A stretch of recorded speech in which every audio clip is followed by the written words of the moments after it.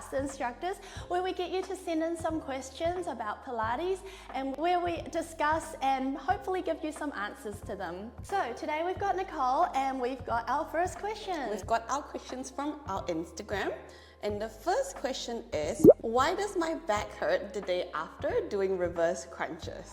All right, why does my back hurt after reverse crunches? Okay. Shall we show a reverse crunch first? Yeah, let's talk about what a reverse crunch is. So this is a version of reverse crunch that we teach at our studio with your thigh and the strap on the long box.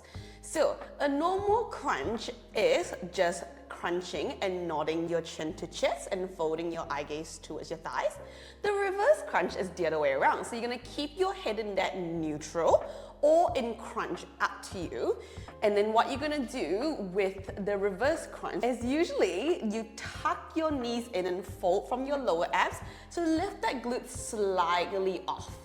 And then you inhale, drop it back down. So instead of that upper part of your abdominals working up and forward, your lower half moves towards your chest. That's your reverse crunch, okay? So this is how it looks like. We're gonna show you the right way to how to do it. Like, we're gonna break down the movement specifically. So with reverse crunch, what you wanna think about the correct setup is to have the rib to hip connected and a little slight gap underneath your lower back, but you don't wanna overarch it, okay? So when you reverse crunch, you're going to flatten into that lower back and tuck your belly button in as you fold your knees in as you exhale. Inhale, you release from that tailbone and drop it back down. Find that little gap underneath the lower back again. So you tuck your knees and you squeeze your inner thighs, you fold your belly button and you imprint the spine into your box, and then you inhale, releasing off, okay? So let's talk about reasons why. I think it's because like when they don't know how to draw the abs in correctly, and so their back stays either in a neutral and arch position, and so all they're doing is just moving the legs forward and back. Yeah, I think like what's happening, that's a good reason why your back hurts the day after. The other reason probably why like your back hurts is because that is actually quite a difficult move. Like the strap holds tension, so automatically you're going to tense through those legs and tense through your back, and like what you said, they're just going to press into the strap and then just flatten really hard through your back to tuck your knees in. So you're not actually really crunching, you're just moving your legs forward and back. Yeah, so I think like what usually would be good is to think about the whole, like for me, I think about that whole tuck and fold from my lower abs like you do in like the curl down. Like it's literally this. Yeah, the straps is just there to make it a little bit harder.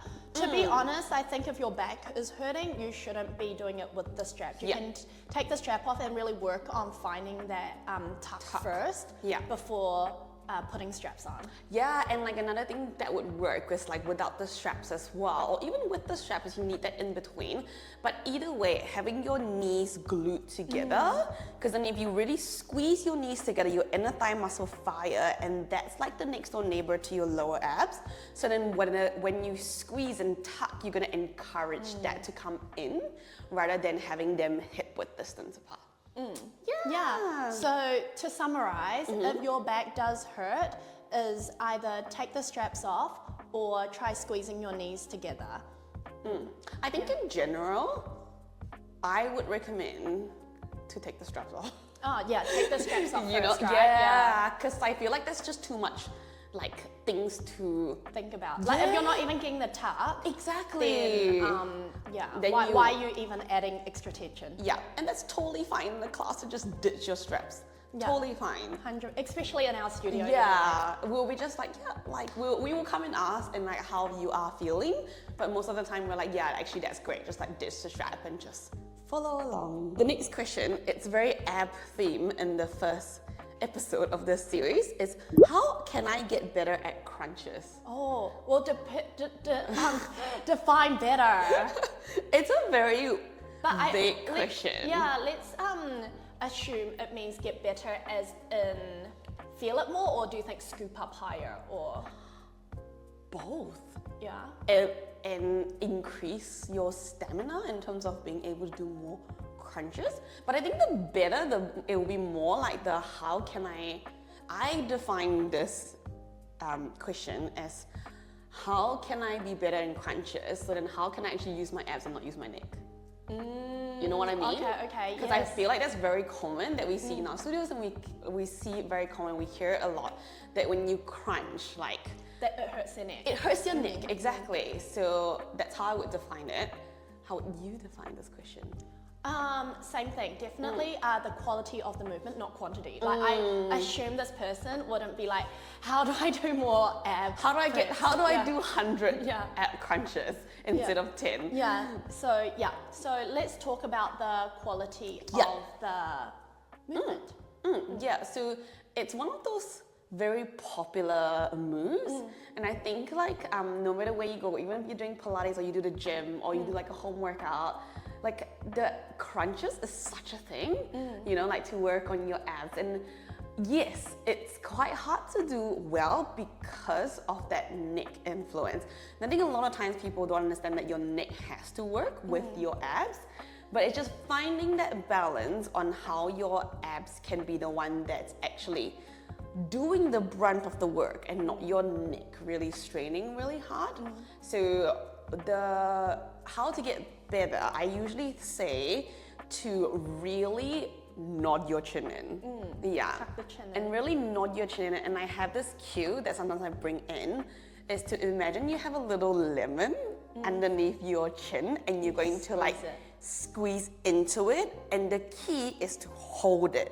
I think a lot of times people like They tuck, start, like- and then they kind of let it go. Yeah. But you need to like tuck and hold it, and you do your crunch, and then you keep it in even as you drop back down.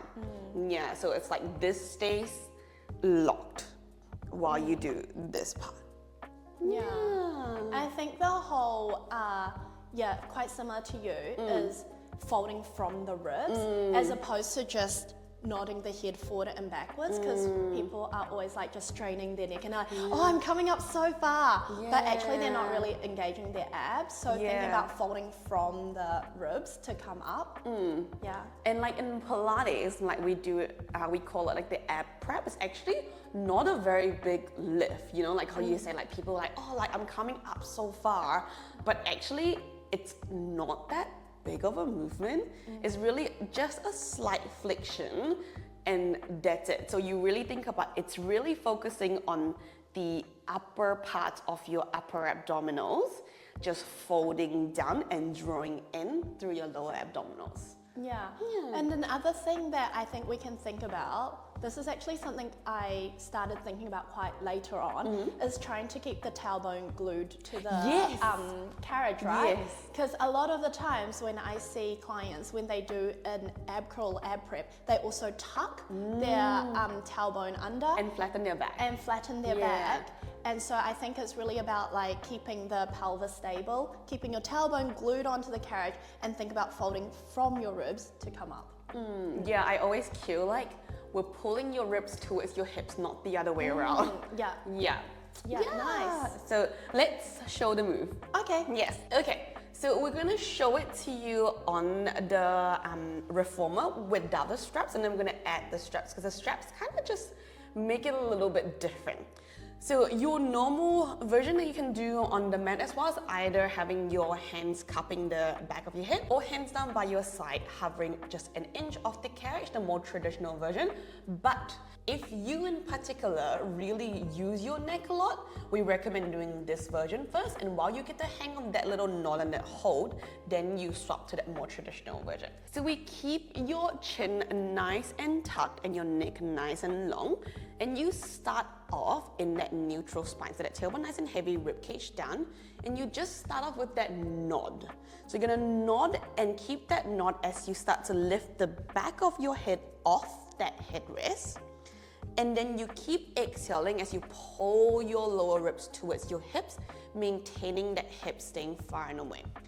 Now, when you lower, you inhale, but you want to keep that nod in as you keep that length through the back of your neck as you stretch out through that back chain. We go again, tucking that chin, keeping that knot, and now folding your lower ribs towards your hips, making sure you're not flattening that lower back. And then keep that knot, keep that eye gaze training forward as you slowly sink back down. Yeah, good. So this is what we don't want it to look like, okay? So when you come up, we don't want you to flatten your lower back. So when you come up, you don't want to see your pelvic bone pulling towards you and that back flatten. You want to send that pelvis bone away and keep that rib drawing a straight line down towards your hips. What you don't want to see too is when you lower, that head starts to look up towards that ceiling, and you see that neck flexor start to work really hard. So we're going to show you the full reformer version of a crunch or an ab prep with your straps. Now, with the reformer with the strap cues your back, which cues that set and that lift, so you can not use your neck. Okay, so timing is crucial. So you start with that tuck of that chin, that nice length through the back of your neck. You start to exhale, press that palm down, start to nod your chin, and you start to pull that rib down towards your hips as your hands start to hover just an inch off that carriage. You inhale, keep that nod as you slowly lengthen fingers long back up towards the ceiling, setting that shoulders back and down. Okay, so you want to think about the strap movement is there to cue that rib movement and to follow that angle of that movement. You take a breath in, you breathe out, start to press down to the strap, nod your chin to chest, and start to think about folding that lower ribs towards your hips in line with that fingertips reaching towards that foot bar, and then keep that nod as you slowly bring your arms back out. You want to make sure your knees stay directly over hips the entire time to prevent that flatten off that lower back. Alright, thank you so much for joining us for Ask the Instructor. Hope you got something out of it. If you also have some questions, feel free to either leave it in the comments or follow us on our Instagram and DM us there.